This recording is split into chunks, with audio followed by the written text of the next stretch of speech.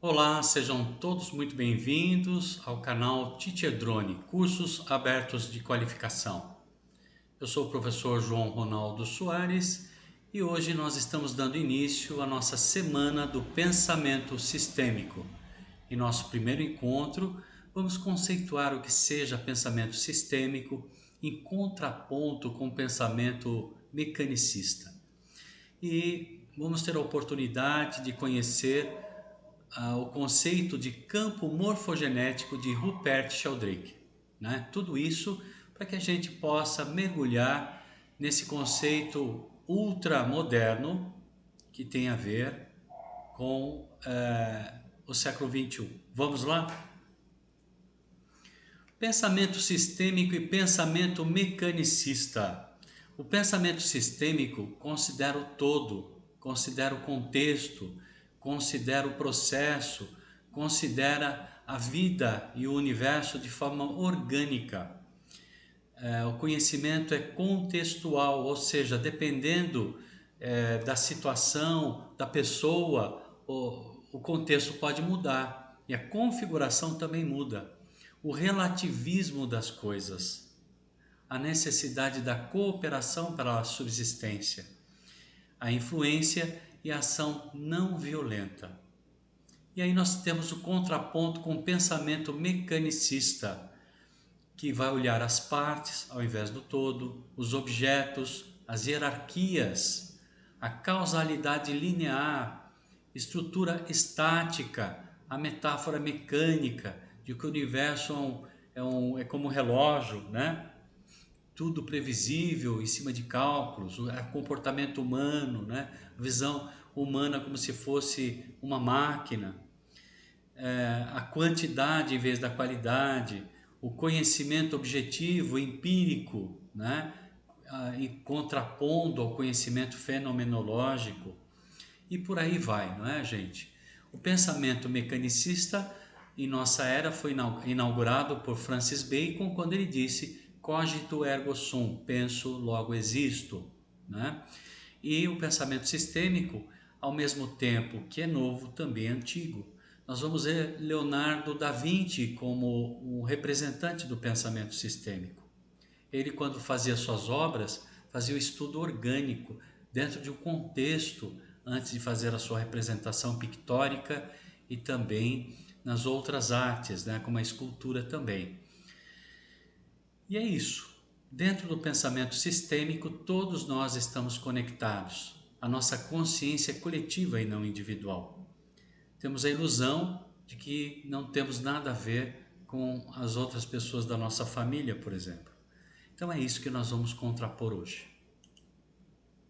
Uma experiência que pode demonstrar uma aplicação do pensamento sistêmico é o conceito de campo morfogenético do centésimo macaco. A história é a seguinte: havia uma vez um grupo de uma espécie de macacos que comia um tipo específico de batata específica, como nós estamos vendo aqui nessa imagem, né? Que tiramos do blog Cidadania Ecológica. E esses macacos habitavam um certo arquipélago do Pacífico. Em determinado momento, os macacos começam a lavar as batatas antes de serem ingeridas. Como é que foi isso? Temos a foto de uma macaca aqui, né? Foi uma macaca que percebeu, né, que era difícil comer aquelas batatas com areia e terra. E aí ela teve a ideia de lavar a batata no rio. E ao perceber isso, ensina a sua mãe, que passa a ensinar os outros, os mais velhos, até que chegamos ao centésimo macaco. Quando o centésimo macaco lavou a batata, esse conhecimento passou para toda a espécie. Todas as ilhas em volta daquele arquipélago, todos os macacos da mesma espécie passaram a fazer o mesmo, a lavar a batata. Então essa história ficou conhecida como o centésimo macaco. Essa história tem a ver com a física quântica, que diz que quando um quantum, né, de indivíduos de uma mesma espécie adquire um conhecimento ou uma habilidade, essa habilidade passa para a espécie toda.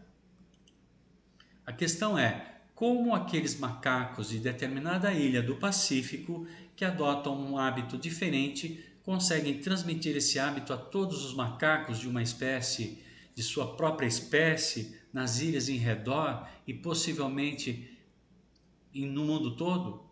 Aqui damos então uma introdução à teoria dos campos morfogenéticos. Trouxe essa imagem, né, representando a espécie toda com essa nova habilidade. A teoria dos campos morfogenéticos é de autoria do biólogo inglês Rupert Sheldrake. Temos a imagem dele aqui. Segundo ele, além da herança genética, ocorre uma transmissão de informações também através dos campos mórficos.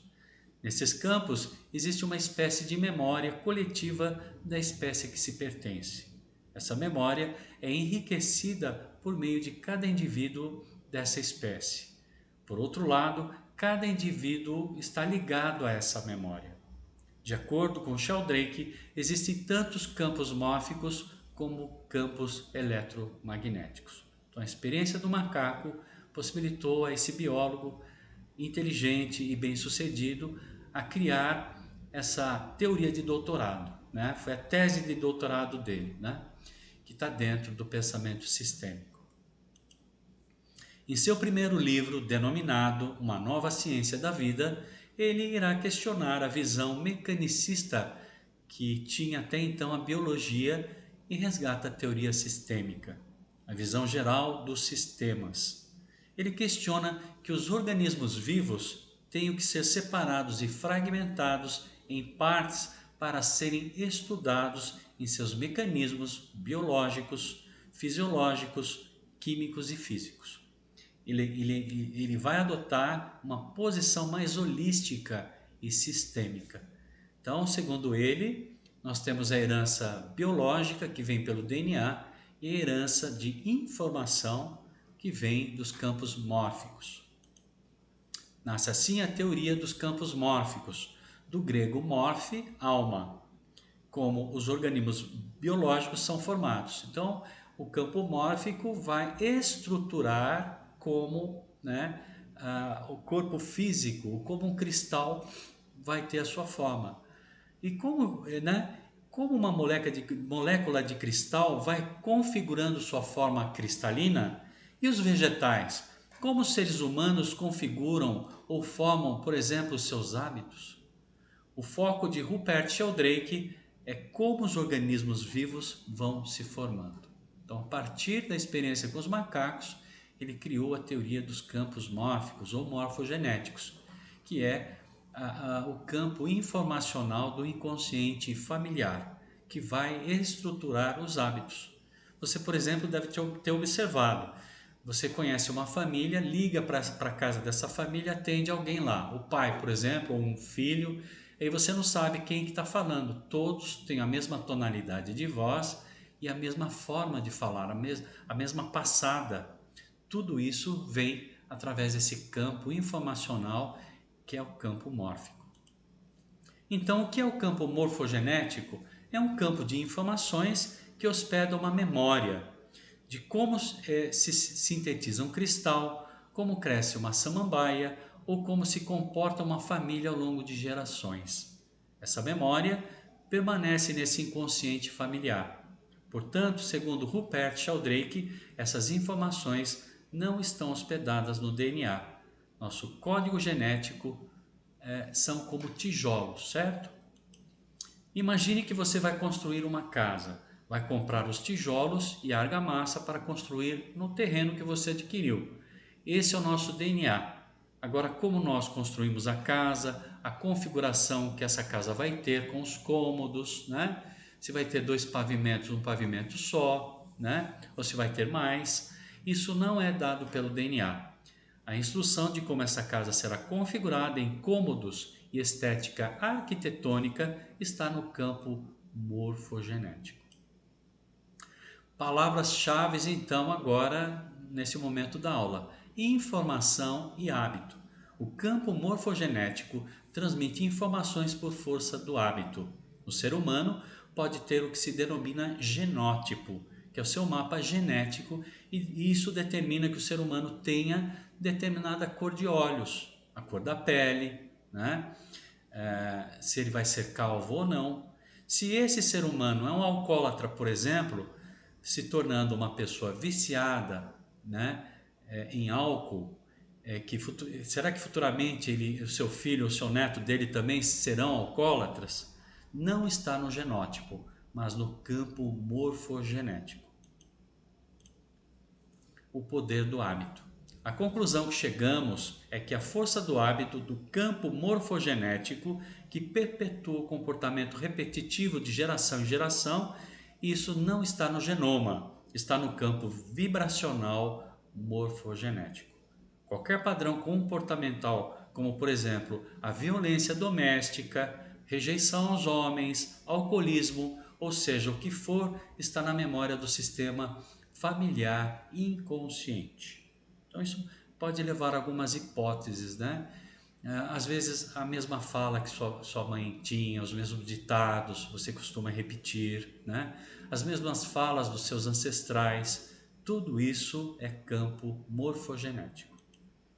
De alguma forma, Carl Gustav Jung falou do inconsciente coletivo, referindo-se a esse campo morfogenético a nível social. Aqui temos o Jung. Todavia, não é determinista no sentido de que se o pai foi alcoólatra, o filho ou neto também o sejam, o que se abre a um campo de maior probabilidade por força de um hábito que se instala no sistema. Assim também como no arquipélago do Pacífico, um certo tipo de espécie de macaco decide lavar a batata na água doce do rio e muda o hábito da espécie. Quando abrimos uma constelação familiar, abrimos o campo morfogenético desse sistema familiar, a memória que está ali naquele sistema.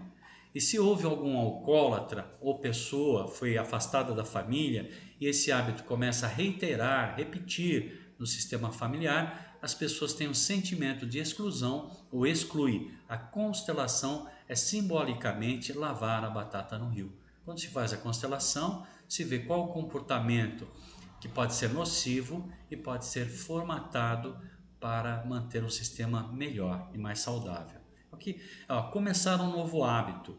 A constelação é a probabilidade de mudar esse hábito, esse campo repetitivo no sistema familiar. A constelação se organiza com todas as condições necessárias para que esse sistema familiar consiga reconfigurar o campo morfogenético familiar dentro das ordens do amor. Se muda um hábito dentro de uma nova ordem, né? Aqui nós temos uma foto mostrando uma constelação familiar.